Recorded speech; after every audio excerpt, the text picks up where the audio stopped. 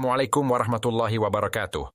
Perkenalkan, nama saya Wildan Zaini. Saya adalah seorang mahasiswa dari Sekolah Tinggi Agama Islam Inovatif Darul Ihsan Bandung. Buatnya video ini untuk memenuhi tugas mata kuliah Ulumul Quran dengan materi tentang nasakh dan mansukh. Bagaimana penjelasannya?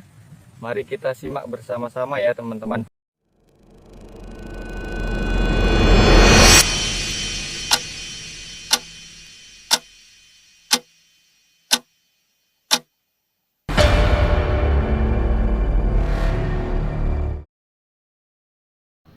Bismillahirrahmanirrahim. Assalamualaikum warahmatullahi wabarakatuh.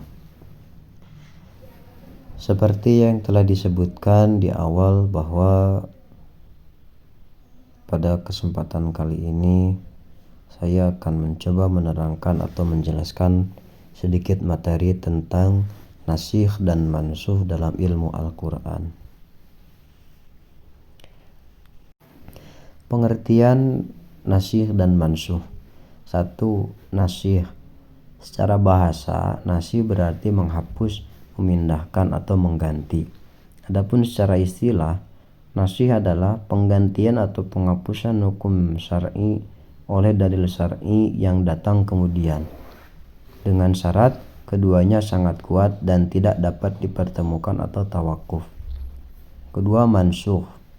Mansukh adalah hukum syariat yang terdahulu yang telah dihapus dan telah digantikan dengan hukum yang baru. Kemudian dalil tentang nasikh. Dalil Al-Qur'annya adalah Allah Subhanahu wa taala berfirman yang artinya, ayat mana saja yang kami nasikhkan atau kami jadikan manusia lupa kepadanya, kami datangkan yang lebih baik daripadanya atau yang sebanding dengannya. Quran Surat Al-Baqarah ayat 106.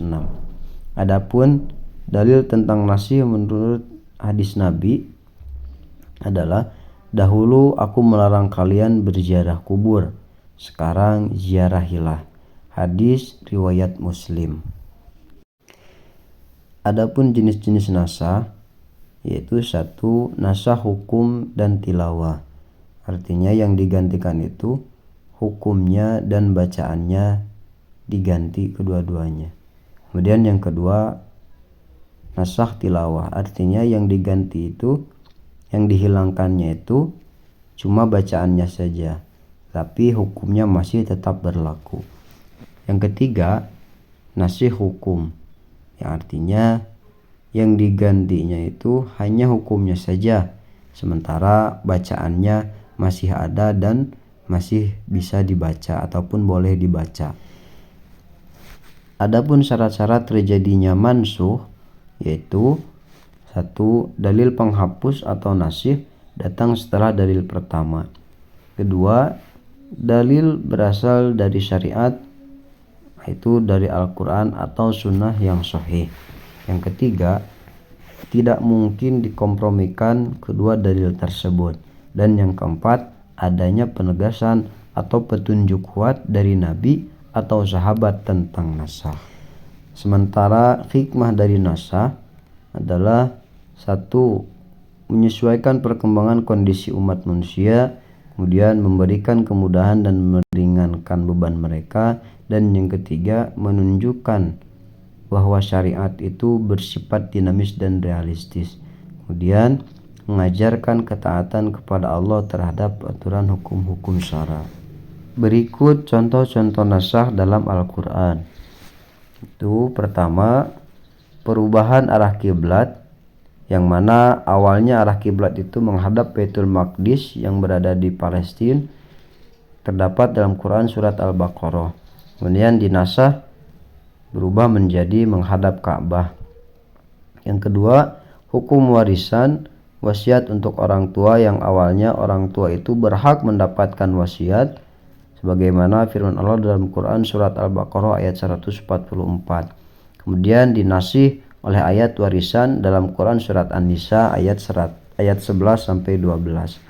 Dan contoh yang ketiga yaitu tentang larangan minum khamar yang bertahap, tidak dijelaskan haram secara langsung. Terdapat dalam Quran Surat An-Nahl ayat 67.